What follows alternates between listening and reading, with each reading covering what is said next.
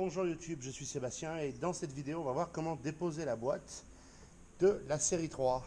L'objectif étant de faire l'embrayage mais aussi des joints. Bonjour YouTube, je suis Sébastien et l'objectif étant de changer les joints de cette boîte de vitesse parce qu'elle fuit. On va aussi la dégraisser intégralement parce qu'elle est dégueulasse. C'est la boîte de vitesse de la série 3 en cours de changement d'embrayage et de maintenance générale à 400 000 km. Donc pour le dégraissage, je vais tenter du diesel. En l'occurrence, c'est du GNR parce que j'en avais encore de la dernière fois qu'on a loué une mini-pelle. Et voilà, l'objectif c'est ça. Ça va être fastidieux et long. Mais mon objectif c'est d'enlever tout le gras que je peux de façon à ce que la boîte de vitesse soit propre et qu'il n'y ait pas un million de saletés sur la boîte quand on la manipule.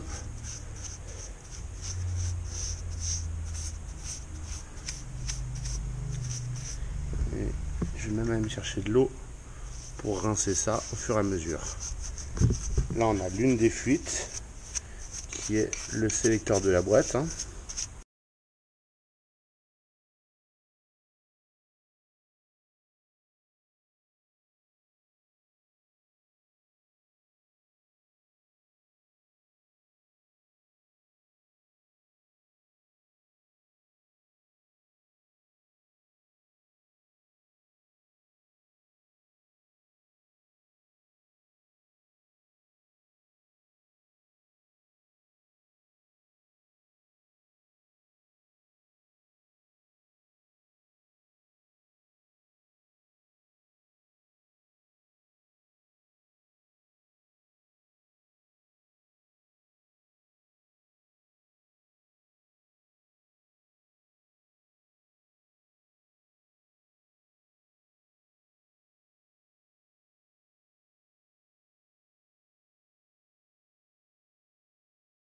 Au-delà de la vidange, on va changer le joint qui est ici parce que ça pissait l'huile.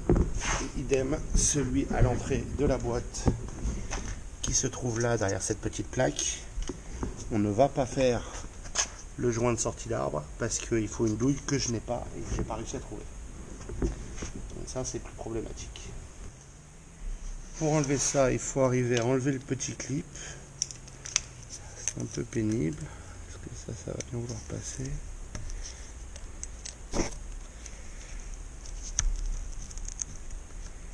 Voilà.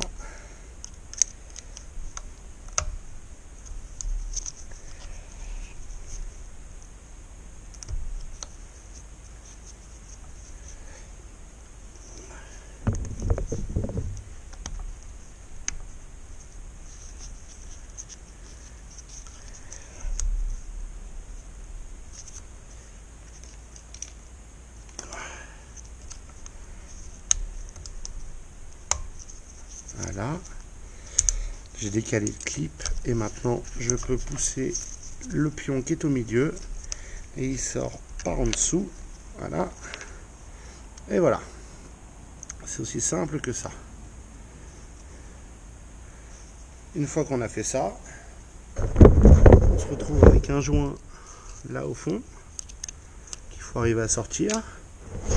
Pour ça, un petit tournevis plat fait parfois des miracles. Avec un tournevis et en faisant levier, on arrive à le faire venir. Et c'est comme ça qu'il sort. Bon, là je l'ai massacré évidemment, mais il avait déjà souffert avant. Parce que tout l'arrière de la boîte était couvert d'huile. Et que c'est le joint le plus haut.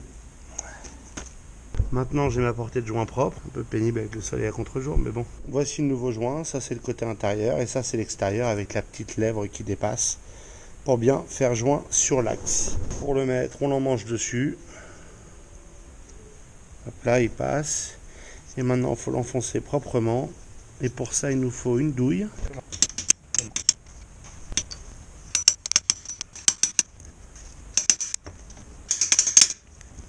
Il est dedans. Et voilà un joint changé. Donc maintenant On va nettoyer ça hein, parce que c'est dégueulasse. Bon voilà, là c'est propre. Maintenant, pour une obscure raison, il y avait une mousse au fond qui était complètement désagrégée et pleine de saloperies. Donc j'ai coupé une éponge hein, parce que j'ai pas la pièce. Hein. Je la mets au fond, tout simplement. Voilà. Je vais tartiner ça d'anti-seize, de graisse anti-seize. C'est un truc qui évite que les choses se coincent. Hein. Et l'éponge va me le retenir et le transmettre au fur et à mesure à la voiture. Alors je vais essuyer pour pas que ça en foute partout quand même, mais ça va en foutre partout. Je vais maintenant le remettre dessus. Hop. Voilà. Le petit pin qui va par en bas a priori, mais qui peut aller aussi par en haut, je pense qu'il n'y a pas de raison. Hop, il est dedans. Je vais mettre le clip en place. Et voilà. Et c'est remonté. Et ça gigote un peu moins, mais ça n'a rien à voir. Mais au moins c'est graissé, c'est lubrifié, ça bouge bien. Et c'est en place. On va essuyer les saletés que j'ai faites. Voilà. Et comme ça, on a maintenant cette pièce qui a un joint qui devrait être étanche, ce qui devrait nous simplifier la vie. Maintenant, on va attaquer l'autre côté. C'est facile, il n'y a qu'à écrou à défaire. C'est juste que je retrouve le matériel. C'est trop long, c'est pas grave. C'est du 10.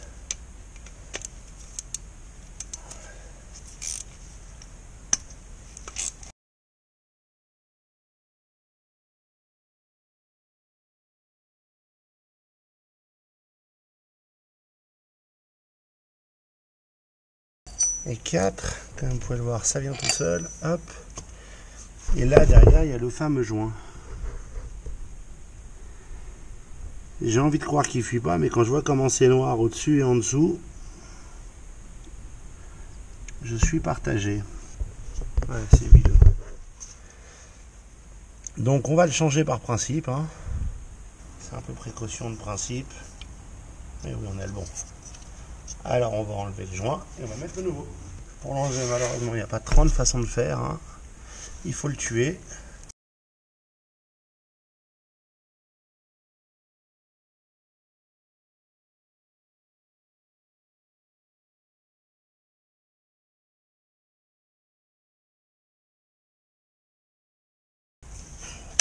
Voilà. Évidemment, il y a un peu d'huile qui sort, mais c'est pas grave. Et donc notre chargement est parti.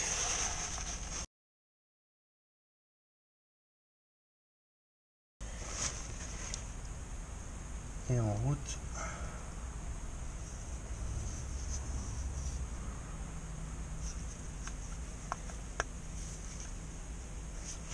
Voilà. Et là, comme il n'y a pas moyen de choper une douille de la bonne taille,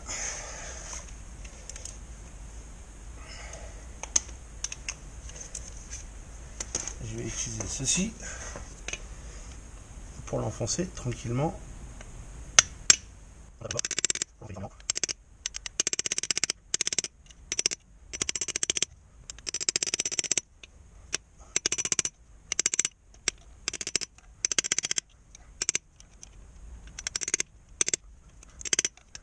Voilà. Je ne l'ai pas enfoncé comme un âne au fond. Hein. Je me suis satisfait de l'enfoncer juste assez pour qu'il ne dépasse pas des gorges, pour qu'il dépasse pas des gorges.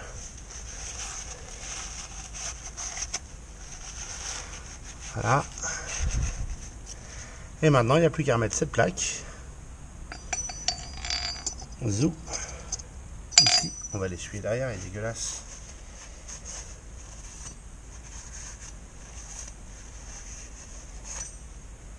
Voilà. Mieux. Et en avant, il n'y a plus qu'à la serrer. On va la revisser. J'aime toujours bien commencer les écrous à la main. Ça évite de les foirer avec des machines puissantes. Pas toujours facile, mais c'est une bonne politique à avoir.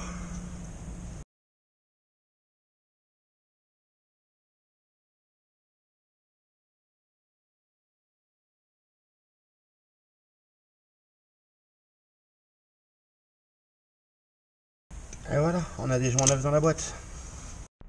Tant que j'ai la boîte sortie, on va changer les silent blocks de boîte, hein, parce qu'ils sont un peu... donc ils sont pas d'hier.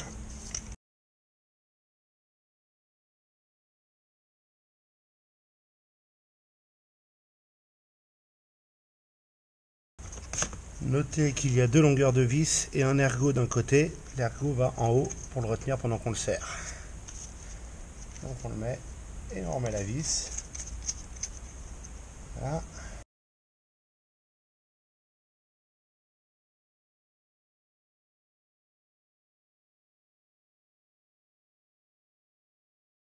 Et on a maintenant deux silent blocks de boîte neufs. Ils ont toujours du jeu, mais ils sont quand même en meilleur état.